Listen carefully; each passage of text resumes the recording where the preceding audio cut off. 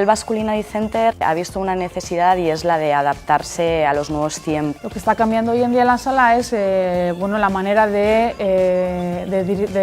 realizar el servicio, ¿no? Hoy en día nos amoldamos al cliente que nos viene a visitar, a su singularidad, sus características. Creo que hoy en día hemos ido un paso más adelante y es servir al cliente como vemos, intuimos que él quiere que se le sirva. Bueno, una persona que nos dedicamos a la sala desde luego tiene que tener el conocimiento o la visión de cocina y desde luego tiene que ser una persona pues culturalmente rica. Las materias que se van a impartir en específico en el curso experto en sala son, por ejemplo, temas relacionados con la tecnología, pues porque al final estamos en un mundo muy digitalizado. Luego también tenemos materias relacionadas con los productos, también tenemos otros módulos más dedicados a técnicas avanzadas en la propia sala.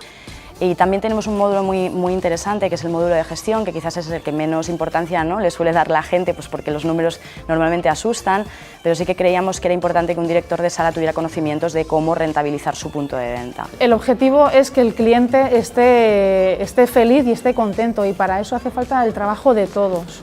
La paciencia, la psicología, las maneras de sonreír, porque es lo que hacemos, ¿no? Agradar al cliente. Pues en este curso experto universitario, por supuesto, vamos a contar con la presencia de grandes especialistas y grandes expertos en las diferentes materias, como puede ser maîtres con una larga trayectoria, sumilleres con reconocimiento, incluso expertos en materias específicas como en psicología. Vamos a contar con psicólogos, con antropólogos.